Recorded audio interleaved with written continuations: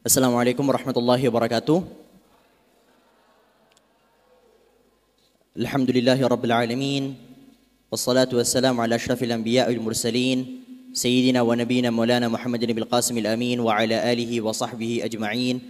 Subhanaka la ilma lana illa ma 'allamtana innaka antal alimul hakim. Amma ba'd. Apa kabar teman-teman sekalian?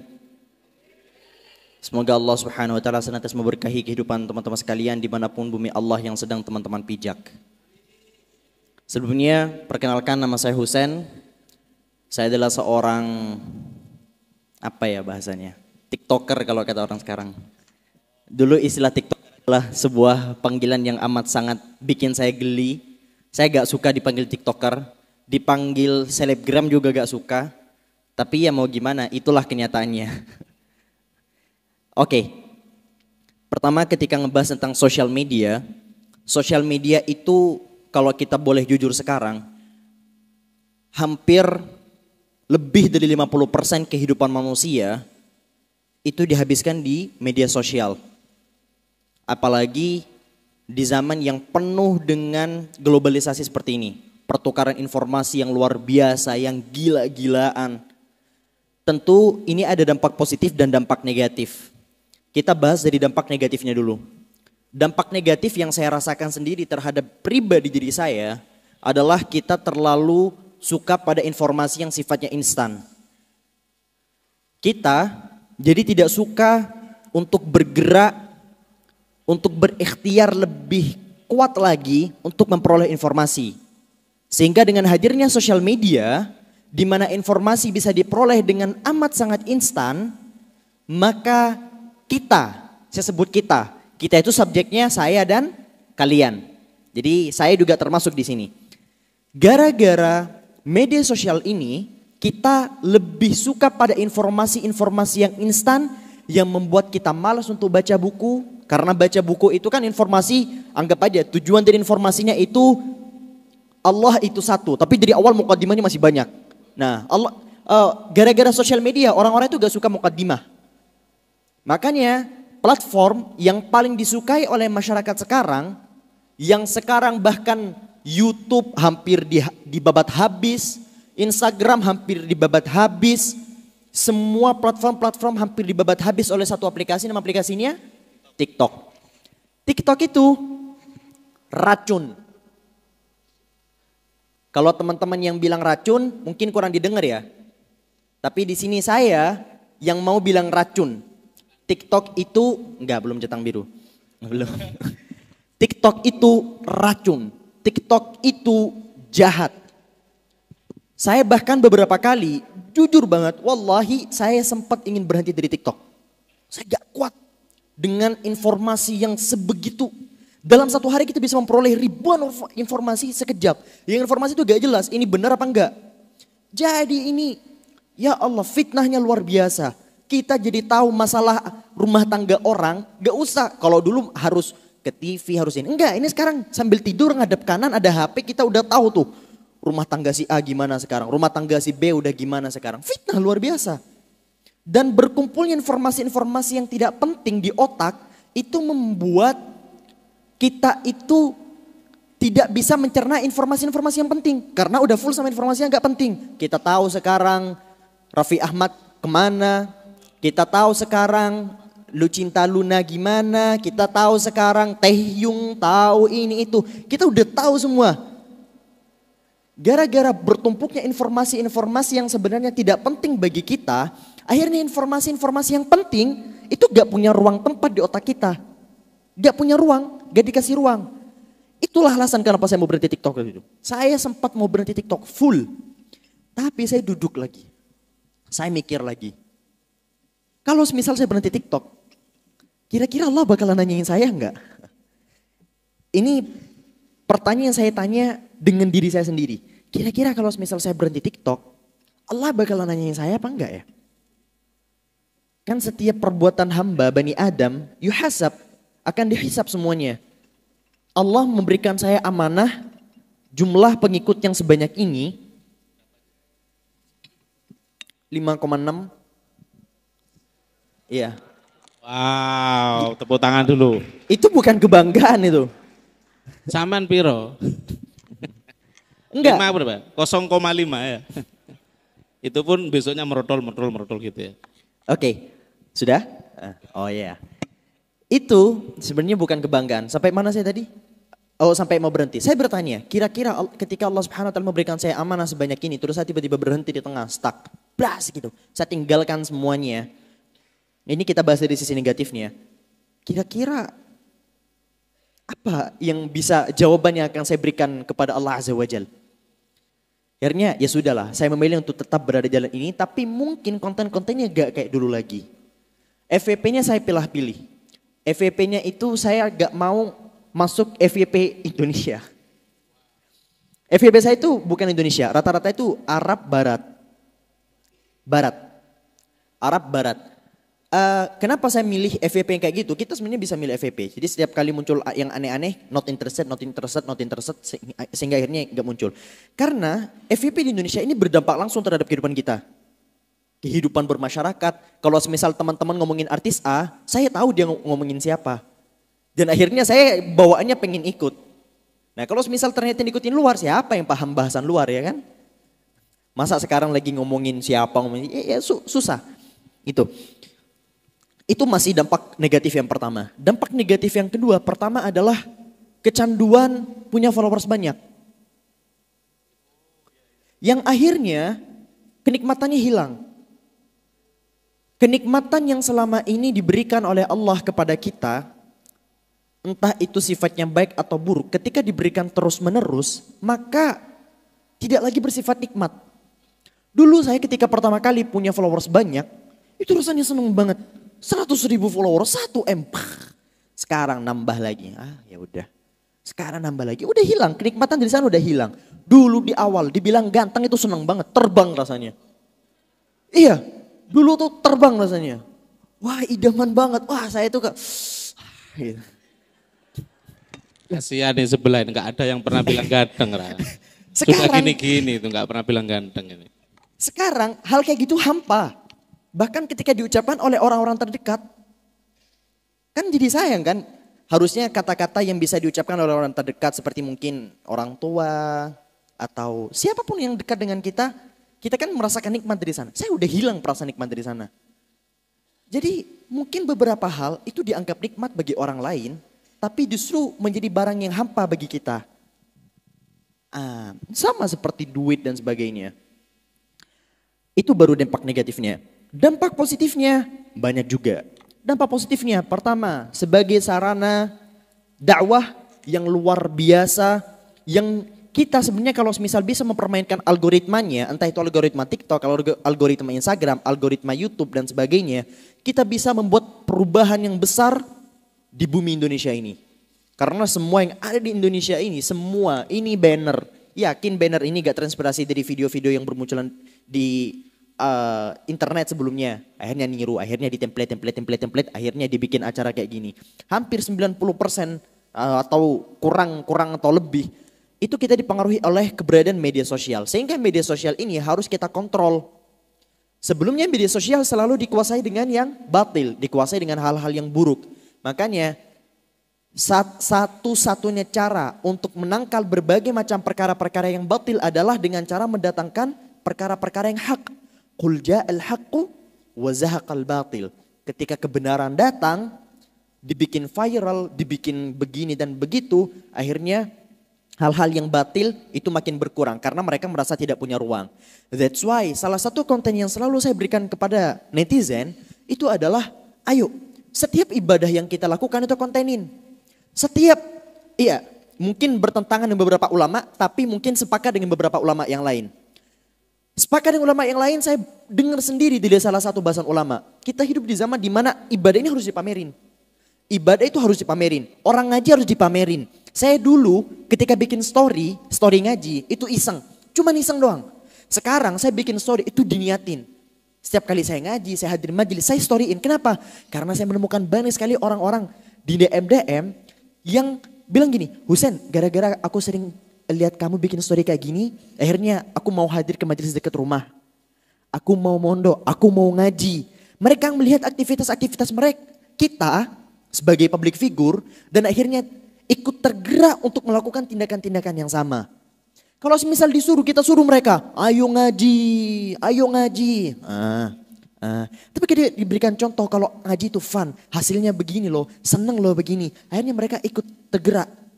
Nah, kenapa sekarang orang-orang itu lebih suka pada perkara-perkara yang batil? Karena orang-orang yang ahli ibadah memilih untuk menyembunyikan amalannya. Orang-orang awam gak punya contoh. Orang-orang awam gak punya contoh. Tapi ini ria mah urusan kamu sama Allah. Ria mah urusan kamu sama Allah, itu masalah hati kan. Salah satu ria ya, salah satu turunan ria itu adalah meninggalkan amalan juga karena manusia kan. Karena takut dibilang ria pun masuk dalam kategori ria kan. Nah, jadi ini adalah kita hidup di zaman di mana ibadah itu benar-benar harus ditampakkan. Sholat, tampakkan. Ngaji, tampakkan. Semua ibadah-ibadah yang kita lakukan sekarang itu tampakkan. Tapi tetap dalam kategori menjaga hati. Gimana cara hati ini pada proporsi yang pas. Nah, gimana cara menjaga hati? Kalau versi saya itu adalah butuh seorang penasihat. Butuh circle yang benar-benar baik. Insya Allah di pondok pesantren teman-teman bisa menemukan itu semua. Amin. Yaitu circle yang selalu negur. Jadi apakah Husain pernah merasakan perasaan-perasaan tinggi hati dan sebagainya? Saya manusia bro, sis. Saya manusia. Perasaan-perasaan kayak gitu selalu datang. Tapi alhamdulillah saya selalu dikelilingi oleh orang-orang yang selalu negur. Husain, ingat, jaga hati. Apalagi ummi saya itu beda. Yang saya rasakan dari orang tua laki-laki dan orang tua perempuan itu berbeda. Orang tua laki-laki, abi saya, itu fokus bahasanya itu ke masa depan. Nanti nak ketika kamu bangun pondok, kurikulumnya bikin begini nak. Nanti nak ketika kamu punya anak, kamu harus didik seperti ini. Kalau Umi enggak, Umi itu fokusnya pada perkara-perkara yang kecil. Sholat, jaga hati, makan, tidur. Jadi hal yang diurus hal-hal yang kecil gitu.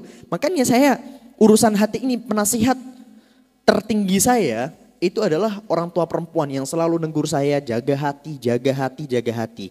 Sehingga kesimpulan dalam bahasan saya sekarang adalah kita harus menguasai betul ini sosial media. Terutama bagi kalangan santri. Kalangan santri kalau semisal gak mau masuk ke berbagai macam platform di TikTok, di Instagram dan sebagainya. Lihat kayak sekarang. Orang awam modal belajar dari YouTube gak pernah ngaji kitab sama sekali. Bikin konten agama. Tahu isinya kayak gimana kan? Tahu isinya kayak gimana kan? Contoh. Belajarlah ilmu agama setinggi mungkin. Sampai kalian sadar bahwa ketika kalian memimpikan seorang laki-laki atau perempuan bukan berarti dia menjadi jodohmu. Tapi karena dia itu tidak akan pernah menjadi jodohmu. Tafsir mimpi macam apa ini? Tafsir mimpi macam apa ini? Iya akhirnya media sosial dikuasai oleh orang-orang yang gak pernah belajar agama tapi tertarik sama belajar agama. Sedangkan orang-orang yang selama ini belajar agama betul-betul memilih untuk kayak ya udahlah itu kan itu batil terus. Siapa akhirnya menguasai media kita? Siapa akhirnya menguasai media sosial? Siap santri media Pondok Jatim. Konten kreator semua ini. Oke, poin pertama berani masuk. Nah, konten pertama bahasan saya yang pertama adalah berani masuk. Saya jelaskan dulu dari kerangkanya. Positif, dampak negatif, dampak positif. Setelah mengetahui dampak positif dan dampak negatifnya, kita atur beberapa kerangka lagi. Kerangka yang pertama yang akan saya bahas sekarang adalah tentang berani masuk dulu bagi para santri, bagi lebih tepatnya orang yang belajar menimba ilmu agama. Setelah berani masuk, apa yang harus dilakukan? Bertanggung jawab terhadap kontennya. Konten hiburan itu oke. Ini ada sedikit kritik saya buat teman-teman santri yang udah masuk di TikTok. Sedikit aja. Ya, sedikit aja. Ketika membawa label santri ke TikTok atau ke berbagai macam platform, tolong bertanggung jawablah sebagai seorang santri. Ada santri, dia itu ngelakuin hal-hal yang buruk, tapi gak pernah bawa-bawa santri. Ya bebas, ya kan? Karena dia gak bawa-bawa label santri, ya sudah, santri mah santri aja ya kan? Ya santri kan saya dulu, yang penting selama hidupnya dia gak pernah bahas-bahas tentang kesantriannya. Sekarang kita menemukan orang-orang masuk TikTok, setiap hari bilang saya santri. Tapi gak ada kontennya pun yang ngebahas tentang kelebihan mondok. Gak ada satupun kontennya, adanya konten apa? Godain cewek. Salah satu media pondok pesantren yang pernah saya lihat, konten-kontennya itu beneran gak ada yang ngebahas tentang ilmu. Gak ada yang ngebahas tentang kurikulum. Apa yang dibahas? Full dari awal sampai akhir pantun gombalin cewek. pergi ke masjid naik ojek. Cakep. Contoh. Cewek cakep, gitu kan. Gitu ya. Iya, saya gak tahu, saya malas pikir pantunnya itu. Iya kan? Terus langsung jedak, duduk, langsung gitu. Aduh, kayak CapCut ini aplikasi haram ini. Jedak jeduk ya Gus. Nah, kritik saya itu ke sana. Karena oke, hiburan oke. Saya juga bikin konten hiburan, saya punya akun kedua, ketiga, keempat, kelima itu saya dedikasikan untuk hiburan. Tapi tentunya kalau sudah bertanggung jawab sebagai seorang santri, ya saya di sini terbuka terhadap segala kritikan. Silakan kritik saya. Hiburan itu kalau sudah bawa santri itu bukan poin utama. Kalau sudah bawa label santri ya, bedakan antara orang yang belum pernah bawa label santri dan orang yang sudah bawa label santri. Ketika sudah bawa label santri, label pondok pesantren, label ngaji, ya harus ditampakkan. Saya dulu begini, walaupun gak alim, gak harus alim. Jelasin aja dulu kiai pernah bahas apa. Kata kiai dulu, kalau semisal sama orang tua itu harus hormat. Ya bahas masalah yang kecil. Kenapa? Karena gak FYP. Anda itu bisa menemukan bahasan sekecil apapun, kayak gini doang, ini bisa jadi FYP. Kalau Anda pintar. Asal Anda tahu gimana cara ngelola video, cuman sekedar bikin video gini, itu bisa FYP. Itu bisa rame. Itu semua tergantung dari kalian. Jadi, sekali lagi saya tegaskan, ketika sudah masuk ke platform, tolong bertanggung jawablah terhadap segala label-label yang kalian bawa. Ada orang yang bawa label matematika dari awal sampai akhir. Masa masuk akal dia gak bahas matematika sama sekali? Saya adalah seorang pakar matematika. Saya adalah seorang pakar sains. Tapi dari awal sampai akhir bahasanya gombal. Masuk akal enggak? Enggak kan? Sama santri pun begitu. Orang yang selalu bilang, santri itu kan bahasanya talibul ilm kan? Ya. Ana talibul ilm, ana talibul ilm, ana talibul ilm. Tapi mana bukti kalau kamu talibul ilm? Mana bahasan yang ingin kamu bahas sebagai seorang santri? Apalagi sekarang kita menemukan, oke, akhirnya kerangka pertama, kerangka kedua, kritikan pada kritikan yang lebih lagi. Ketika sudah bahas ilmu, min awalihi ila akhirihi yang dibahas apa? Qurratul Uyun Fathul Izar. Saya gak anti, ya Allah itu alim alamah. Itu musannifnya kalau ada di depan saya cium tangannya itu. Ya, musannif kitabnya. Cuman, jangan itu doang yang selalu dibahas. Karena saya yakin bahasan di pesantren itu luas banget. Saya yakin teman-teman di sini semua belajar bab sholat ya kan. Belajar fikih, belajar tasawuf, belajar ini. Kan banyak, bisa dikemas dengan berbagai macam cara kan. Bisa dikemas dengan berbagai macam retorika sebagainya. Sehingga bisa terlihat menarik di masyarakat. Bisa kan? Oh gak bisa Sen. 5,6 nih bos. Bersenggol dong. Bercanda. Bercanda. Setidaknya biar menjadi pembuktian kalau pasti bisa. Tetap bisa. Bisa. Nah, kenapa saya bilang jangan Qurratul Uyun sama Fathul Izar? Sebagian orang bilang biar terlihat menarik, ya kan? Biar menarik, biar begini, biar dilihat sama banyak orang. Enggak kok, gak harus gitu. Saya bikin konten gak bahas Qurratul Uyun, gak bahas Fathul Izar juga ya rame. Semua tergantung dari cara mengas. Boleh bahas, tapi jangan dari awal sampai akhir bahasan itu terus. Akhirnya dampak negatifnya dari orang yang gak pernah mondok, yang gak pernah deket sama santri, ini dampak negatif yang ingin saya bahas. Dampak negatifnya dari orang yang gak pernah mondok, dari orang yang gak pernah nyantri adalah, oh santri mah bahas selangkangan mulu. Dan ini real saya dengar sendiri. Santri selalu bahas bab selangkangan. Ini real saya dengar sendiri. Padahal yang dia lihat cuma beberapa yang kebetulan FYP. Bahas, oh hati-hati sama laki-laki yang sudah baca Fathul Izar. Buat apa kalian bikin itu buat apa? Nemu kan konten gitu kan? Hati-hati sama santri yang sudah belajar Fathul Izar. Cewek-cewek katanya, hati-hati. Buat apa bikin konten gitu tuh apa? Orang malah bikin, orang akhirnya gara-gara konten yang kayak gitu ngelihat santri cowok hati-hati. Kayak gini. Iya kan? Ayolah ada bahas yang lebih luas. Bahas kesetaraan gender. Bahas hal-hal yang sebenarnya hari ini mulai di blow up oleh orang-orang yang benci sama Islam. Atau setidaknya walaupun dia tidak benci tapi pemikirannya sekuler, berusaha memisahkan bahasan agama dengan dunia, ya. Bahasan akhirat dan dunia selalu dipisah-pisahkan.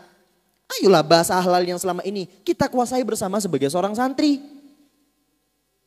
Kita kuasai bersama sebagai orang yang pernah belajar agama. Jangan sampai bahasan ini dikuasai oleh orang-orang yang gak pernah belajar agama. Akhirnya muncul statement ngawur. Saya sendiri mungkin beberapa kali muncul statement ngawur, ya. Tolong tegur saya kalau semisal muncul lagi. Tapi setidaknya kalau semisal ngawur, jangan ngawur-ngawur banget. Saya minta tolong ini. Siapa tahu dengan adanya festival media Pondok Pesantren Jawa Timur ini, akhirnya merambat ke teman-teman sekalian di rumah atau bahkan melalui streaming untuk mulai membenahi konten-konten kesantrian yang ada di masyarakat kita. Kemarin, kalau boleh jujur, dua-duanya saya kritik juga. Salah satu teman saya, bahkan Baba Nahil juga ngirimin ke saya. Benarkah orang ini membenci pondok? Tahu kan ya kemarin? Salah satu oknum lah bahasanya. Itu kawan saya juga. Sebut nama gak masalah, orangnya juga gak baper. Iya, bebas. Wajdi Azim sebutlah namanya. Tahu konten yang ramai kemarin kan? Gak tahu? Bahas ya? Oke. Semua bahasan konten-konten dia, apakah seorang Wajdi Azim itu anti pesantren?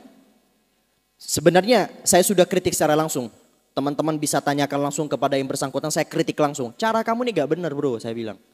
Cara kamu ini gak benar bro. Kamu ini kelihatan malah kayak benci pesantren. Padahal walaupun bahasa-bahasa kamu dari awal sampai akhir gak ada pesan-pesan tersirat di mana kamu tuh benci pesantren. Tapi bahasa kamu ini loh yang gak benar. Akhirnya saya kemarin bilang, harusnya kamu kalau mau kritik dimulai dari step A, step B, step C, step D. Dan akhirnya orangnya, iya juga ya. Wallahualam diikuti atau enggak, tapi yang penting saya sudah mengkritik dari sana. Oke, biasanya sudah saya kritik. Saya kritik secara langsung, teman-teman ngomong di media saya langsung. Nah sekarang kritik bagi teman-teman yang di sini. Sebagai pihak yang dikritik sama pihak si A. Kenapa muncul bahasan seperti itu? Bahasan seperti itu muncul kenapa? Karena ada beberapa santri yang bikin konten apa? Konten pacaran, ketemu di pesantren. Benar gak itu? Man 'arada nafsahu lituhmah fala yalumanna illa nafsah. Ketika seseorang sudah menempatkan dirinya di atas prasangkaan, maka jangan pernah menyalahkan orang lain ketika orang lain menyangka aneh-aneh ke dia. Ada orang, Anda keluar dari hotel sama cewek. Iya, di hotel Anda gak ngapa-ngapain, beda kamar ya gak itu. Tapi Anda keluar barengan nih, dilihat sama orang, sama kawan. Kira-kira salah gak kalau semisal orang nyangka Anda berbuat aneh-aneh di hotel? Gak salah, karena masuk akal. Secara realistis ya emang wajar banget seorang Anda yang keluar dari hotel sama cewek terfikirkan untuk berbuat aneh-aneh di hotel. Sama juga. Ketika muncul hal seperti itu, cari dulu akarnya sebelum mikir, loh kenapa dia ngomong kayak gitu? Saya juga gak setuju caranya. Ini cara macam apa ini? Kemarin panjang saya bahas malam itu. Kamu itu bro, kayak anak kecil aja bahasanya. Saya bilang gitu. Tapi dia dari pihak sini juga, kita fair. Ada beberapa hal yang harus kita kritik juga. Ayolah, Anda santri-santri tidak luput dari dosa. Oke, tapi tolong jangan jadikan itu dalil. Bikin konten pacaran dari pagi sampai malam. Kami santri juga manusia bukan malaikat. Ngawur. Kami santri juga manusia. Santri ditegur, barakallahu fikum. Bukannya di bahasan tasawuf ada ya. Ketika kita dinasihati oleh orang fasik, kita gak berhak buat bilang, urus aja diri kamu sendiri. Gak berhak kita. Kalau ada orang tegur kita sebagai santri, barakallahu fikum. Ayolah, gampang kok. Tinggal bilang barakallahu fikum. Masalah kita mau nurut atau enggak, gampang. Yang penting jangan ngelawan aja. Karena ketika ada orang nasihat benar ke kita, terus kita ngelawan, justru perlawanan yang semacam ini mengundang murka Allah. Inna abghadal kalami ilallah ayyaqula ar-rajul lirrajul alaika binafsik.